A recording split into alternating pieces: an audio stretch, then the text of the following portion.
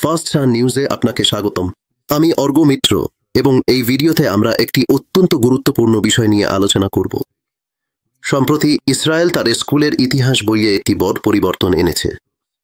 এখন থেকে তারা গর্বের সঙ্গে উল্লেখ করবে যে ইসরায়েলের হাইফা শহরকে অটোমান সাম্রাজ্যের হাত থেকে মুক্ত করার সময় যারা সৈনিক ছিলেন তারা ব্রিটিশ সৈনিক ছিলেন না, তারা ছিলেন ভারতীয় সৈনিক। আপনি দেখবেন এই বিষয়টি নিয়ে অনেক প্রবন্ধ প্রকাশিত হয়েছে যেখানে বলা হয়েছে হাইফা মুক্ত করতে ব্রিটিশ নয়, ভারতীয়রাই সাহায্য করেছিলেন। এখন থেকে এটি ইসরায়েলের বইয়েও লেখা থাকবে। এই খবরটি হাইফা শহরের মেয়র নিশ্চিত করেছেন। তিনি বলেছেন তারা ভারতীয় সৈনিকদের অবদানকে সম্মান জানাতে চান, কারণ যখন আপনি পাঠ্য বইয়ে পড়েন যে ব্রিটিশ সৈনিকরা অটোমান সাম্রাজ্যের হাত থেকে হাইফা মুক্ত করেছিলেন, তখন সবার মনে ব্রিটিশদের মতো দেখতে সৈনিকদের ছবি ভেসে ওঠে। কিন্তু আপনি হয়তো ইতিমধ্যেই জানেন, আর যদি না জানেন তাহলে বলি, 1918 সালে হাইফায় অটোমান সাম্রাজ্যকে পরাজিত করে শহরটি মুক্ত করেছিলেন ভারতীয় সৈনিকরাই। এই যৌথ ইতিহাস অবশ্যই উদযাপন করা উচিত। তাই ইসরায়েল তার সব পাঠ্য বইয়ে প্রতিটি স্কুলে এই লেখা নতুন করে লিখে যে পরিবর্তন এনেছে তা ভারত ইসরায়েল সম্পর্ক উন্নয়নের পথে এক বিশাল পদক্ষেপ। এখন আপনি ভাবতে পারেন, দাঁড়ান, এটা কোন শহর? হাইফা 1918 অর্থাৎ আজ থেকে 100 বছরেরও বেশি আগে। সেখানে ঠিক কি ঘটেছিল আমি আপনাকে খুব সহজ ভাষায় বুঝিয়ে দিচ্ছি। মানব ইতিহাসে দুটি বড় যুদ্ধ হয়েছে। সবচেয়ে বড় যুদ্ধ যেগুলো আমরা জানি, প্রথম বিশ্বযুদ্ধ এবং দ্বিতীয় বিশ্বযুদ্ধ। এখানে আমরা প্রথম বিশ্বযুদ্ধের কথা বলছি। প্রথম বিশ্বযুদ্ধ শুরু হয় 1914 সালে, আর 1918 সালের শেষে তা প্রায় শেষ হয়ে যায়। এই যুদ্ধে সেই সময় একটি শক্তিশালী সাম্রাজ্য ছিল অটোমান সাম্রাজ্য। অটোমান সাম্রাজ্য এবং তার ইউরোপীয় মিত্ররা ব্রিটিশ সাম্রাজ্য, আমেরিকান সাম্রাজ্য এবং আরও অনেক বিশ্বশক্তির বিরুদ্ধে যুদ্ধ করেছিল। প্রথম বিশ্বযুদ্ধের শেষে একটি বড় ভূরাজনৈতিক ঘটনা ঘটে। অটোমান সাম্রাজ্য ভেঙে পড়ে। অটোমান সাম্রাজ্যের জমির মধ্যে এখন শুধু আধুনিক তুরস্ক দেশটাই টিকে আছে।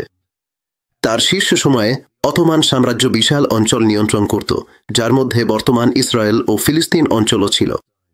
কারণ অটোমান সাম্রাজ্য ব্রিটিশ সাম্রাজ্যের সঙ্গে যুদ্ধে ছিল, তাই সেই সময় ব্রিটিশ শাসনের অধীনে থাকা ব্রিটিশ ভারতও স্বয়ংক্রিয়ভাবে এই যুদ্ধে জড়িয়ে পড়ে।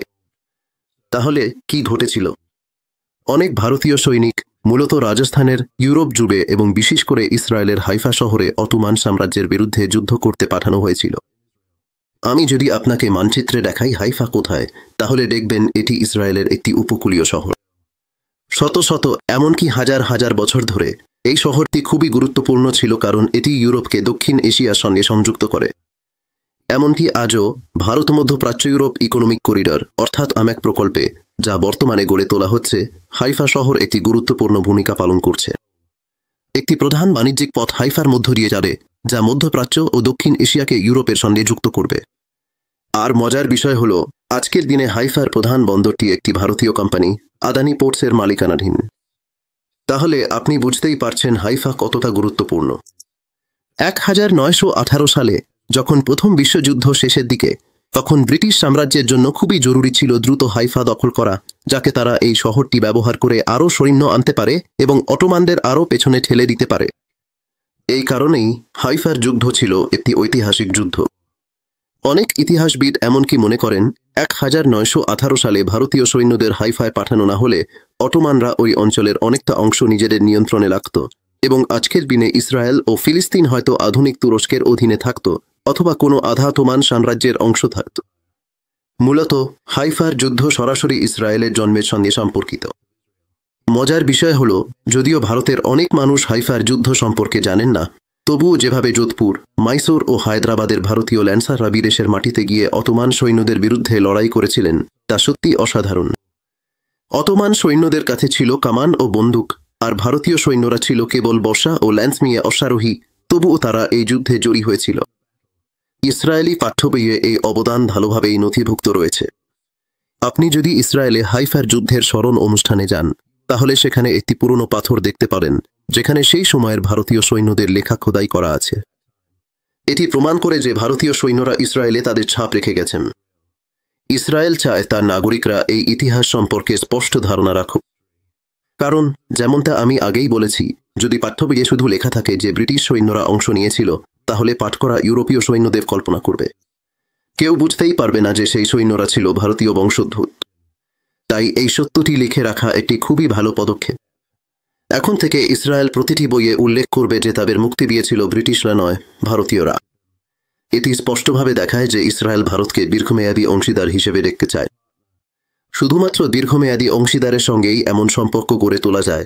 ভবিষ্যৎ প্রজন্মকে শেখানো যায় যে তাদের দেশের স্বাধীনতা এসেছে ভারতীয় সৈন্যদের অবদানের জন্য। একভাবে বলতে গেলে আধুনিক ইসরায়েলের ভিত্তি পরোক্ষভাবে স্থাপিত হয়েছিল ভারতের মাধ্যমে, হাইফা যুদ্ধের মাধ্যমে।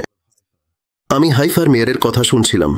তিনি বলেছিলেন, আমি হাইফায় জন্মেছি, এখানেই কলেজে পড়েছি, আর আমাকে সবসময় বলা হতো যে ব্রিটিশরাই আমাদের মুক্তি দিয়েছিল।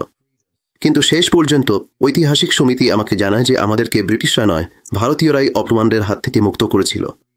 তখন আমি বুঝতে পারি এই সত্যটা আমাদের অজানা ছিল এবং এটা ছড়িয়ে দেওয়া দরকার। তাই আমি মনে করি ভারতে থেকেও আমাদের হাইফার যুদ্ধ নিয়ে একটি সিনেমা বানানো উচিত।